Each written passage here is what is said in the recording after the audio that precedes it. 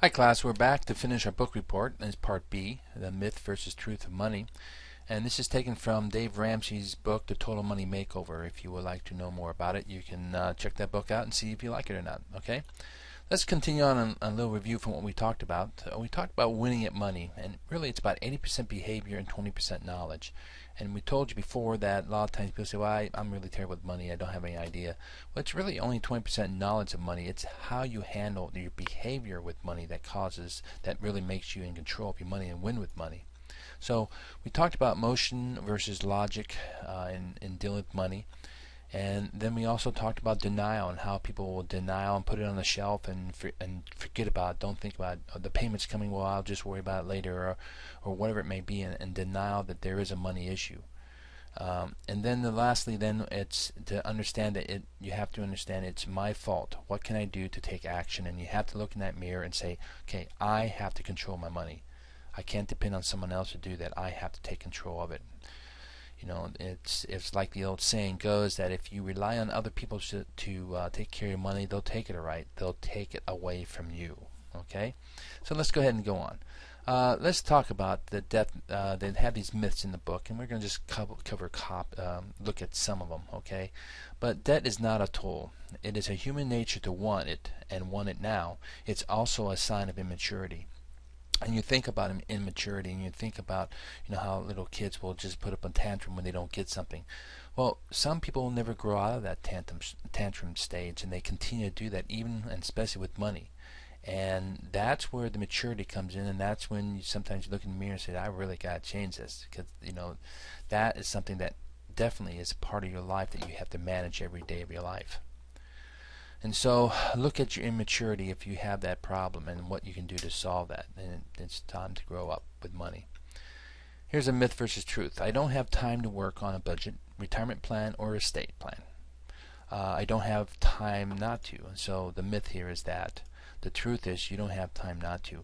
It's a proven fact that the earlier you start a retirement plan, the more money you can put away because of compound interest. Something we talked about sooner, and you read that flyer in a few weeks before this class that about compound interest, how it plays an important part of building wealth, and that is that you put away small amounts for a long period of time that compounds until you become at the retirement age that you have a nice little nest egg.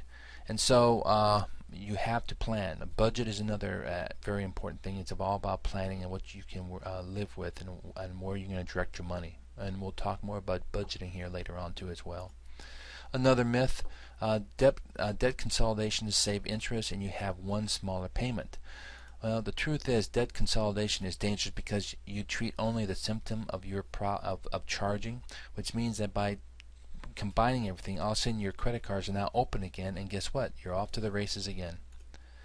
Debt. The myth here is that debt is a tool and should be used to create prosperity. Well, the other thing is that the truth is that debt adds considerable risk, and if you can't manage your debt, then it's kind of hard to manage it that you can become wealthy from it.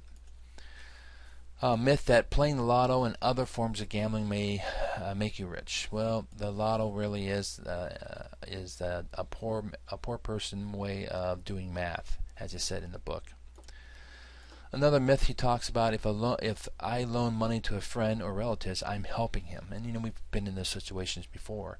But realistically, the truth is, if I loan money to a friend or a relative, the relationship will become strained or destroyed.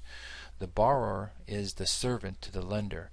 And realistically, you're not teaching anything when you do it that way. The old saying is, if you want to take a loan out, you go to the bank, they'll take care of you. Myth. By co-signing a loan, I am helping a friend or relative.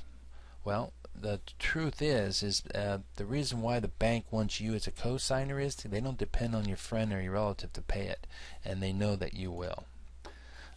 Co-signing has broken hearts and broken wallets. Keep in mind that. Be very careful about being a co-signer to any kind of a loan. Cash advance, you've seen these payday loans and rent-to-own places. The myth is it's to help the lower income people get ahead. Well, it's really an example of people taking advantage of people who don't have money, and so what they do is they charge great interest for that. and so they take advantage of these people, and so that's something you want to try to stay away from. 90 days same as cash, and you see that myth all the time.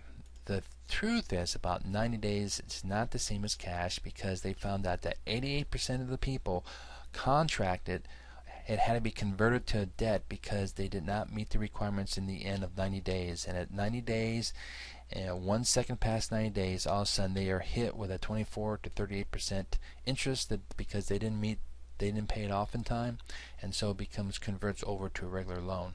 And so that's the thing, 88% that people do that. Myth versus truth. If you look at car payments are a way of life, you always have one. Well, staying away from car payments by driving a reliable used car is what the average millionaire does. That's how they become one. And in his book he talks about 3 out of 4 self-made millionaires drive a 2-year-old car or older with no payments, which, you know, when you have money you can probably do that, but the point he was trying to make here is that, and really we all can agree with this, that car payment you could use for a lot of great things if you didn't have a car payment. Another myth here: if you pay off your credit card every month, you get the free use of someone else's money. Well, the truth is 60% of the people don't pay off their credit cards every month, and that's where they continue to become larger and larger and snowball until they have a great debt. Another myth he talks about is make sure your teenager gets a credit card so they will learn to be responsible with money. Well, the truth is that is why teens are a #1 target for credit card companies, and the average teen will max out their first card in 17 days. And 21% of people who filled out these cards in 2007 were college students, had to file bankruptcy because of those credit cards. Amazing, isn't that a wild fact? Borrowing 125% on my home is wise because I'll restructure my debt. That's a myth. The truth is you are stuck in a house that even if you sell it, you still have a debt. And we see that in the mortgage, in the housing industry quite a bit with their mortgages. You look at a myth: I can't afford insurance. Well, the truth is some insurances you can't afford to be without. And that's another thing that you compile, that all of a sudden you don't have insurance and you need it. That's when you all of a sudden acquire quite a bit of debt.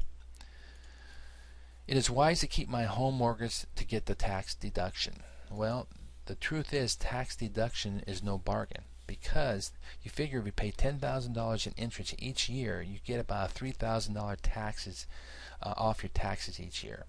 Which would you prefer? Well, you know, that's funny. You know, I'll take the $10,000 any day over $3,000. Wouldn't you? We would think. The home equity loan is good to have interest of an emergency. The home equity loan is good to have instead of an emergency fund. Well, that's a myth. Understand, emergencies are not. The emergencies are basically when you don't need debt. That's precisely why you don't need debt, is when you have emergency accounts, and you don't have to go in debt for those emergency accounts or rainy day funds. The love of money, not money, is the root of all evil. In his book that he talks about, the important part. So, do you master your money, or does money master you? And that's where you have to ask that question to you. What are the key concepts for money management? That is, review. Basically, what we've talked to you about is basically one, behavior. You know, it's 20% knowledge, but 80% behavior on what you do with your money, how you handle it, how you put it away, how you have a rainy day fund, how you you pay your debt off. You have to understand the types of spending, emotional versus logic, and how you handle your money. And then the ability to change your behavior and knowledge of money, and the ability to change that so that you can change to have more money, have less debt, and be able to actually get things with the money that you make. This came from Dave Ramsey's Total Money Makeover book. If you need more information about it, I suggest you check it out and read it. It's a pretty good understanding about how to get out of debt, and how to stay out of debt, and how to manage debt. Okay. Hey, thanks for listening to this book report. We'll talk to you later.